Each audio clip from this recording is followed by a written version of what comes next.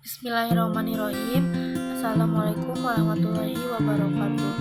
Saya Sylvia Alawiyah, mahasiswa dari Prodi PGSD IKIP Siliwangi, akan sedikit menjelaskan tentang statistik dan statistika. Apa itu statistik?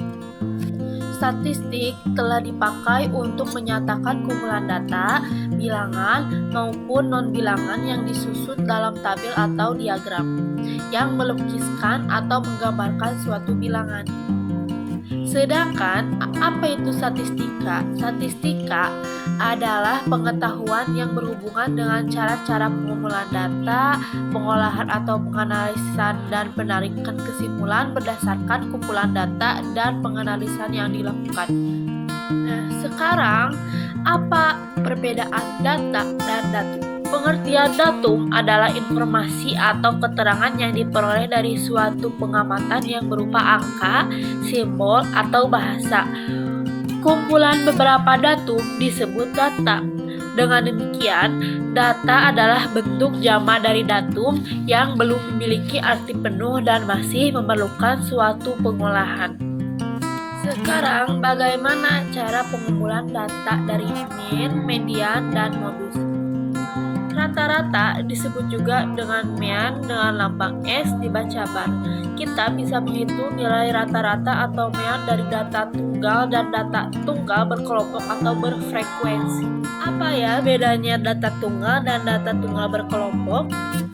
Jadi, kalau data tunggal, kita mengumpulkan atau memperoleh data apa adanya, bisa berurutan atau acak, dan tidak mengelompokkan ke tabel frekuensi. Berikutnya adalah median. Median adalah datum yang letaknya di tengah dari suatu data, tapi dengan syarat datanya sudah diurutkan dari yang terkecil sampai yang terbesar. Nah, pada bahasan median ini kamu bisa perhatikan jumlah data yang ada, bisa datanya itu ganjil atau genap. Kemudian modus. Nah, untuk topik yang ketiga ini pasti udah nggak asing lagi kan? Modus atau nilai yang sering muncul biasanya dilambangkan dengan mod. Kalau data yang kamu peroleh merupakan data tunggal berkelompok atau data yang dikelompokkan ke dalam tabel, maka kamu bisa langsung lihat datum atau nilai dengan frekuensi yang paling tinggi. Sekarang saya akan sedikit menjelaskan penyajian data dalam bentuk tabel. Nah, yang pertama, tabel baris dan kolom. Tabel ini digunakan untuk data yang hanya memiliki satu kategori atau kelompok saja.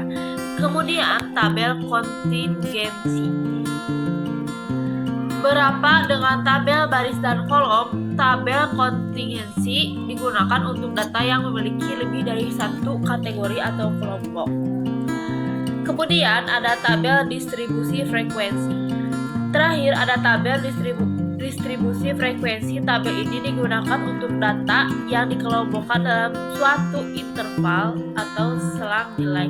Setiap interval nilai memiliki frekuensi banyak data.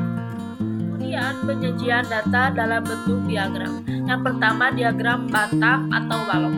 Diagram batang biasanya digunakan untuk menyajikan data yang dapat dikategorikan atau dikelompokkan, seperti nilai ulangan, jenis pekerjaan, hobi, dan lain sebagainya.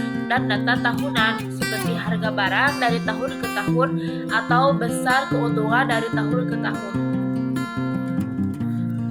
Kemudian ada diagram garis. Diagram garis biasanya digunakan untuk menyajikan data yang berkelanjutan atau kontinu.